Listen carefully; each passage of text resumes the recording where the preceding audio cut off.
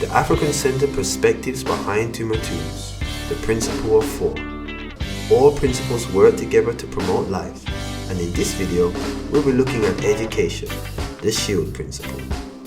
Hailing from the land of kings, Ghana, Tuma Adusi is the lead character and representation of the principle of education, a bold and thoughtful young man with a passion for fun, music and books.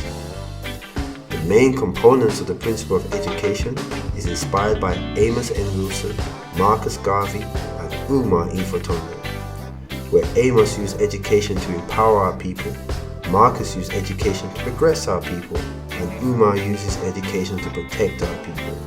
Empower, progress and protect. The purest aim of education is to empower, progress and protect the good of those you wish to serve. Quoted by the creator of Tuma Tools.